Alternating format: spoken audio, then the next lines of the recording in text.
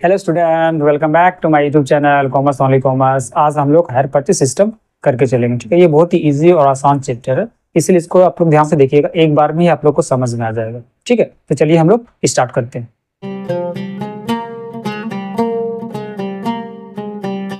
Higher purchase system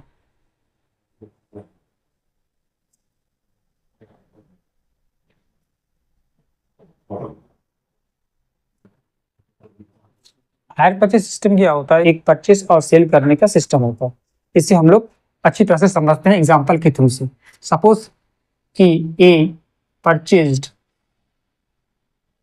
truck with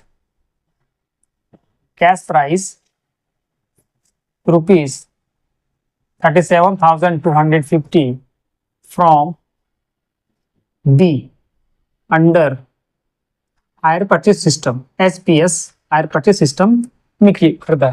यानी ए जो है एक ट्रक खरीदा है 37,250 रुपया में, किससे? वो बी से खरीद के गया। ठीक है, तो यहाँ पर क्या है कि दो इंसान है, एक है ए और दूसरा जो है वो बी है। ए जो है वो चूंकि ट्रक परचेस करके चल रहा है अंडर हायर परचेस सिस्टम में, तो ए जो है, ए को हम लोग क्या बोलते हैं? हायर परचेसर या हायर बायर बोलते हैं। और बी चूंकि वो सेल किया है, इसलिए इसको हम लोग हायर वेंडर या फिर हायर सेलर बोलते हैं। ठीक, यानी कि हायर परचेस सिस्टम क्या है कि हायर परचेस सिस्टम एक परचेस और सेल करने का सिस्टम है, जिसके अंतर्गत हायर परचेसर और हायर वेंडर के बीच में एक एग्रीमेंट होता है। किस तरह का एग्रीमेंट होकर चलता है कि ए जो भी एसेट खरीदेगा बी से, उस एसेट का जो वैल्यू है उसका पेमेंट जो है वो इंस्टॉलमेंट में करेगा। ठीक है, और ये इंस्टॉलमेंट जो होता है, ये इंस्टॉलमेंट मंथली भी हो सकता है, क्वार्टरली भी हो सकता है, हाफ ईयरली भी हो सकता है और ईयरली भी हो सकता है। लेकिन इसका जो पीरियड ऑफ टाइम होता है वो फिक्स्ड होता है। उसी पीरियड ऑफ टाइम के अंतर्गत ए को यानी कि हायर परचेसर को जो है तो उसका पेमेंट करके चलना पड़ता है। ठीक है, अभी कैश प्राइस क्या होता है? कैश प्राइस का मतलब होता है कि उस एसेट का कॉस्ट वैल्यू यानी कि एक्चुअल लागत वैल्यू जो है वो कितना है। ठीक है, कैश प्राइस जो होता है, ये कैश प्राइस या फिर इसको हम लोग कॉस्ट प्राइस भी बोल के चलते हैं। 37,250 रुपया जो है वो कैश प्राइस। ठीक है, अब क्या होगा कि ए और बी के बीच में एग्रीमेंट हो गया कि जो भी एसेट का जो वैल्यू है उसका भुगतान जो है या पेमेंट जो है वो इंस्टॉलमेंट में किया जाएगा। अब क्या होता है कि जिस समय ए एसेट को परचेस करता है, उस समय उसको कुछ ना कुछ पेमेंट करके चलना पड़ता है। तो ये पेमेंट मान लो कि उसको पेमेंट जो किया वो 10,000 रुपये पेमेंट कर दिया, ये 10,000 रुपीज पेमेंट हो गया। तो जिस समय एसेट परचेस किया जाता है उस समय अगर हायर परचेसर के द्वारा कुछ पेमेंट किया जाता है तो उसको हम लोग कैश पेमेंट या फिर डाउन पेमेंट बोल के चलते हैं। यानी कि ये जो है कैश पेमेंट है या फिर इसको हम लोग डाउन पेमेंट बोल के चलते हैं। ठीक है, उसके बाद भी बोला कि ठीक है, अब जो बैलेंस अमाउंट है वो आप लोग आप इंस्टॉलमेंट में देके चलिएगा। आप 3 इंस्टॉलमेंट हमको दीजिए, 10,000 रुपया करके 3 इंस्टॉलमेंट होगा। 10,000 10,000 10,000 के हिसाब से 3 इंस्टॉलमेंट होगा। ये बोला ठीक है, चलो अच्छी बात है, 3 इंस्टॉलमेंट हम दे देंगे। ये इंस्टॉलमेंट जो है वो ईयरली एज्यूम कर लेते हैं, ये इंस्टॉलमेंट जो है वो ईयरली है। एग्री हो गया दोनों? उसके बाद जब ए देखा, ए पूरा हिसाब कर रहा तो देख रहा है कि 3 इंस्टॉलमेंट है, यानी कि 3 इंस्टॉलमेंट कितना हो गया? 10,000 इंटू 3, ये 30,000 जो है वो इंस्टॉलमेंट हो गया, प्लस जो कैश पेमेंट यानी कि जो डाउन पेमेंट किया 10,000 रुपया, तो टोटल कितना हो गया? 40,000 रुपीज। ये देखा कि दाम तो उसका है 37,250 रुपया, लेकिन पेमेंट है वो पेमेंट हम 40,000 रुपया करके चल रहे हैं, यानी कि कितना ज्यादा कर रहा है? 2,700 रुपया को ज्यादा पेमेंट कर रहा है। ये सोचा है नहीं, ये सोचा है बी को लगता है कुछ हिसाब गलती किया है। ए बी के पास जाता है और बी को बोलता है कि अरे यार, तुम तो मतलब कि क्या ज्यादा पैसा ले रहे हो, दाम है 37,250 रुपया और टोटल जब हम पेमेंट कर रहे हैं तो वो 40,000 रुपया हो रहा है, यानी कि 2,750 रुपये तुम ज्यादा लेके चल रहे हो, कहीं हिसाब में कुछ गलती तो नहीं है? तो बी बोलता नहीं नहीं, वो गलती नहीं है, मैं ये जो एक्स्ट्रा पैसा जो है, ये एक्स्ट्रा पैसा मैं इंटरेस्ट ले रहा हूं। इंटरेस्ट इंटरेस्ट किस चीज का? तो चूंकि एसेट जो है, एसेट जो खरीदा तो उसका पेमेंट जो है यानी कि इंस्टॉलमेंट में पेमेंट करेगा वो। तो इंस्टॉलमेंट पेमेंट करने से 3 साल तक, मतलब 3 साल तक वो इंस्टॉलमेंट पेमेंट करके चलेगा। 3 साल तक वो एसेट को अपने पास रखा और उसको यूज किया, तो उसका बदले में कुछ ना कुछ मतलब कि कंपेसेट, तो मतलब कि बी को देना पड़ेगा।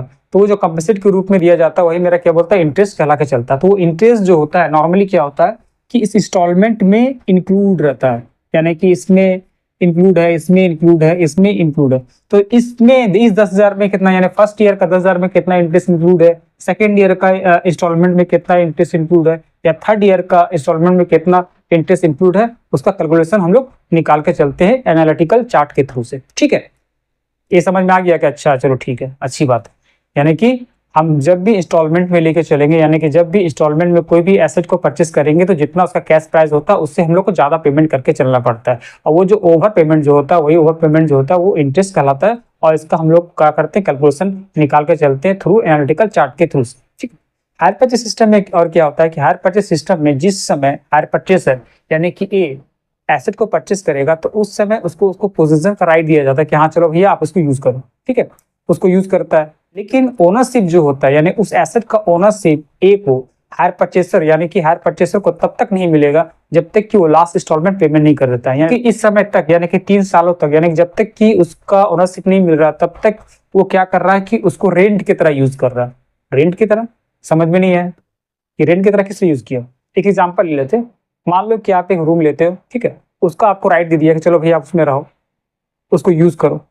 लेकिन क्या आप उस हाउस का मालिक है? नहीं, ओनरशिप आपको ट्रांसफर नहीं किया गया। हाँ, आप रेंट पे करके चल रहे हैं, यानी मंथली या क्वार्टरली या ईयरली या हाफ पेली जो भी है पेमेंट करके चल रहे हो, तो वो तो रेंटेड है। इसी तरह से इसमें भी क्या है कि आपको एसेट तो दे दिया कि आप यूज करो, ठीक है, लेकिन ओनरशिप नहीं दिया है। और ईयरली या फिर हाफ पेली जो भी इंस्टॉलमेंट आप पेमेंट करके चल रहे हो, पेमेंट तो कर रहे हो, तो इससे क्या हो रहा है कि आप एसेट को यूज कर रहे हो लेकिन एसेट का ओनरशिप नहीं है। तो इसीलिए ये एसेट जो है मतलब रेंट की तरह यूज किया जाता है, इसीलिए इसका नाम जो है वो हायर परचेस सिस्टम होके चला है। ठीक है, समझ में आ गया आपको? ठीक है, अब इसका कैलकुलेशन, जो इंटरेस्ट का कैलकुलेशन हम लोग किस तरह से करके चलेंगे उसको हम लोग एनालिटिकल चार्ट के थ्रू से हम लोग करके चलेंगे। ठीक है, लेकिन अभी फिलहाल हम लोग देख लेते हैं कि जिसका जर्नल एंट्री किस तरह से होता है। चलिए इसका जर्नल एंट्री देख चलते हैं। Journal entry in the books of hire purchaser. सबसे पहले हम लोग हायर परचेस का देख के चलते हैं। Journal entries in the books of hire purchaser या हायर बायर।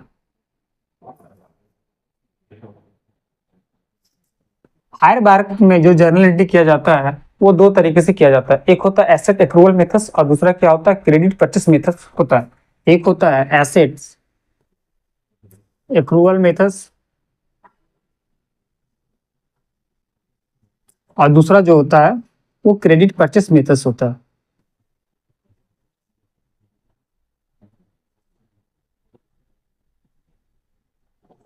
दो मेथड से हम लोग जर्नल एंट्री बनाते हैं और उसी हिसाब से फिर हम लोग उसका अकाउंट भी बना के चलते हैं, यानी कि उसका लेजर पोस्टिंग करके चलते हैं। सबसे पहले हम लोग देखते हैं कि एसेट एक्रूवल मेथड्स के अंतर्गत जर्नल एंट्री किस तरह से किया जाता है।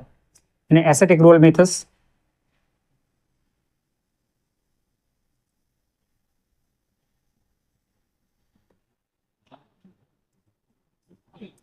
Number A journal entry for signing off agreement, यानी कि जिस समय एग्रीमेंट साइन हो रहा, या यूं कहें कि कैश पेमेंट या डाउन पेमेंट, यानी जिस समय डाउन पेमेंट किया जा रहा है उस समय हम लोग जर्नल एंट्री क्या करके चलते हैं, assets account debit to cash account. ये हम लोग डाउन पेमेंट या फिर कैश पेमेंट हम लोग कर दिए। ठीक है, उसके बाद दूसरा नंबर क्या होता है, फोर इंस्टॉलमेंट फॉलिंग ड्यू।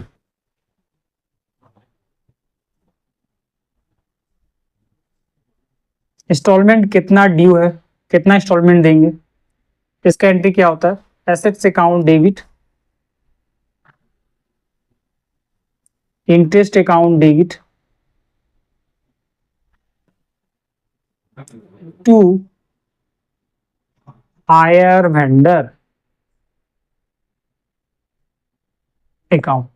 ठीक है, उसके बाद सी नंबर क्या है, फॉर इंस्टॉलमेंट पे। अब हम लोग इंस्टॉलमेंट पेमेंट करेंगे उसको, फॉर इंस्टॉलमेंट पे। तो इसका एंट्री हम लोग क्या करेंगे, hire vendors account debit to cash account या बैंक अकाउंट भी कर सकते हैं, ठीक है। उसके बाद डी नंबर क्या है, फॉर डिप्रिसिएशन चार्ज। अब अगर जो एसेट है उस एसेट का अगर कोई डिप्रिसिएशन हो रहा है, यानी हायर बायर अगर कुछ डिप्रिसिएशन चार्ज कर रहा है तो उसका जनरल एंट्री क्या करते हैं, depreciation account debit to asset account, जो भी एसेट है, ठीक है। और ई नंबर लास्ट में इंटरेस्ट और डिप्रिसिएशन का खाता हम लोग क्लोज करके चलते हैं, यानी कि इंटरेस्ट का जो अमाउंट है और डिप्रिसिएशन का जो अमाउंट है वो दोनों अमाउंट को हम लोग क्या करेंगे कि प्रॉफिट लॉस अकाउंट में ट्रांसफर करेंगे, यानी कि खाता क्लोज कर देंगे। तो for interest and depreciation transferred to profit and loss account, इसको हम लोग प्रॉफिट लॉस अकाउंट में ट्रांसफर करेंगे। एंट्री क्या करना है, profit and loss account to, जितना इंटरेस्ट रहेगा वो इंटरेस्ट, और उसके बाद टू डिप्रिसिएशन अकाउंट, जो भी इंटरेस्ट रहेगा फर्स्ट ईयर का, जो भी इंटरेस्ट रहेगा वो, और फर्स्ट ईयर का जो डिप्रिसिएशन होगा वो दोनों को जोड़ के प्रॉफिट लॉस अकाउंट में शिफ्ट करके चलेंगे, ठीक है। ये तो मेरा जो जर्नल एंट्री है वो फर्स्ट ईयर का है। अब इंस्टॉलमेंट तो मान लीजिए 3 साल का हो सकता है, 4 साल का हो सकता है, ठीक है। तो उस कंडीशन में लोग क्या करके चलना है कि फर्स्ट ईयर में इतना सारा एंट्री, यानी कि ए बी सी 5 एंट्री हम लोग करके चलते हैं। ये क्या है, पहला एंट्री क्या है कि जब भी कैश पेमेंट या डाउन पेमेंट दिया रहेगा उस समय ये एंट्री हम लोग करके चलना, अगर नहीं दिया हुआ है तो वो एंट्री हम लोग करके नहीं चलना। उसके बाद instalment following due, instalment payment paid कर दिए, डिप्रिसिएशन है, उसके बाद ट्रांसफर का एंट्री हम लोग करके चलते हैं फर्स्ट ईयर का। उसके बाद से नेक्स्ट ईयर में हम लोग जो क्या जर्नल एंट्री करके चलेंगे, तो नेक्स्ट ईयर में क्या करना है कि journal entry from B C D और ई, यानी 4 एंट्री, 1 2 3 4 एंट्री, मतलब कि नेक्स्ट ईयर से चलता रहेगा। ये तब तक चलता रहेगा जब तक कि इंस्टॉलमेंट तो खत्म ना हो जाए, ठीक है। समझ में आ गया। अब हम लोग देखते हैं कि क्रेडिट परचेस मेथड के हिसाब से जर्नल एंट्री किस तरह से किया जाता है। आप लोग इसको सुन ले लीजिए। चलिए अब हम लोग क्रेडिट परचेस मेथड देखते हैं, ठीक है। चलिए देखते हैं कि क्रेडिट परचेस मेथड में जर्नल एंट्री किस तरह से किया जाए। ये थोड़ा सा डिफरेंट है, इसको ध्यान से देखना है, ठीक है। उसमें हम लोग क्या किए थे कि नंबर 1 जर्नल एंट्री क्या की थी कि जब डाउन पेमेंट किया जाता है तो उसमें हम लोग एंट्री क्या करके चलते हैं। इसमें ऐसा नहीं होता। इसमें नंबर 1 एंट्री क्या करते हैं कि when asset purchase, for asset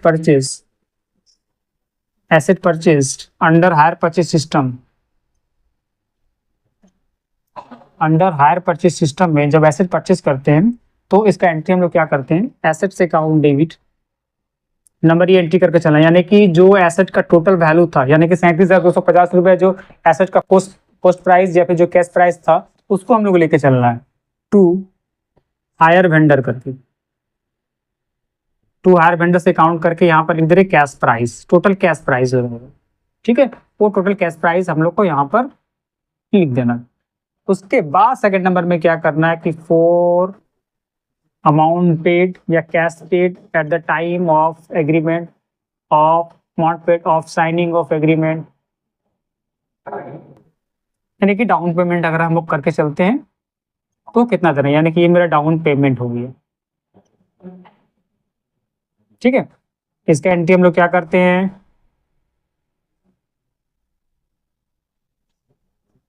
ठीक है।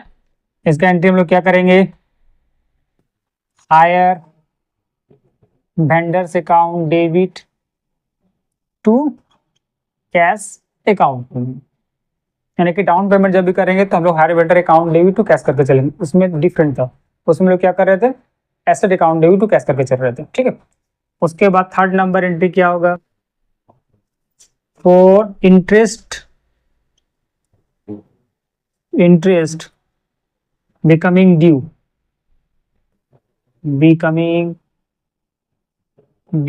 इंटरेस्ट बकाया है, इसका एंट्री हम लोग क्या करेंगे, इंटरेस्ट अकाउंट डेबिट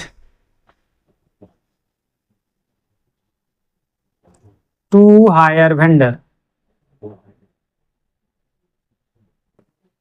ये इंटरेस्ट बिकमिंग ड्यू गया। उसके बाद हम लोग क्या करेंगे, इंस्टॉलमेंट पेमेंट करके चलेंगे, यानी कि fourth number for instalment paid, इस इंस्टॉलमेंट में क्या होता है कि आपका जितना प्रिंसिपल अमाउंट, यानी कि जो प्रिंसिपल अमाउंट है प्लस इंटरेस्ट अमाउंट है, वो दोनों को एक साथ ऐड करके हम लोग को लेके चलना है। इसमें क्या करेंगे हम लोग, लिखेंगे क्या लिखेंगे, हाँ, hire vendor account debit, hire vendors account debit to cash करके, ठीक है। उसके बाद फिर नेक्स्ट क्या करेंगे हम लोग, 5वां नंबर डिप्रिसिएशन चार्ज होता है, डिप्रिसिएशन चार्ज कर देंगे, ये डिप्रिसिएशन सेम होता है। और डिप्रिसिएशन चार्ज एंट्री क्या करेंगे हम लोग, डिप्रिसिएशन अकाउंट डेबिट टू जो भी एसेट है, ट्रक है ट्रक लिख दो, मोटर लोरी है मोटर लोरी लिख दो, वैगन है वैगन लिख दो। और 6 नंबर क्या होगा, 4 depreciation and interest transfer to profit and loss account, ये प्रॉफिट लॉस अकाउंट में ट्रांसफर करेंगे। इसका एंट्री क्या करेंगे हम लोग, profit and loss account debit to interest account और टू डिप्रिसिएशन अकाउंट, ठीक है। इस तरह से ये मेरा फर्स्ट ईयर का 6 एंट्री हो गया, 1 2 3 4 5 6। उसके बाद नेक्स्ट ईयर से हम लोग क्या एंट्री करके चलेंगे, नेक्स्ट ईयर से 3rd 4 5 6 एंट्री करके चलना है, यानी कि 2 एंट्री इसमें हमको छोड़ के चलना है, या 4 एंट्री करके चलना है नेक्स्ट ईयर से। ये कब तक चलेगा, जब तक कि इंस्टॉलमेंट कंप्लीट नहीं हो जाता है, ठीक है। क्लियर, समझ में आ गया आप लोग को। नेक्स्ट क्लास में हम लोग क्या करेंगे कि एक कंप्रेसिव प्रॉब्लम या प्रॉब्लम के थ्रू से हम लोग इंटरेस्ट को कैलकुलेशन करके चलेंगे और उसका हम लोग अकाउंट खोल के चलेंगे, यानी कि लेजर खोल के चलेंगे, ठीक है। आज के लिए इतना ही, मिलते हैं नेक्स्ट वीडियो में, तब तक के लिए बाय।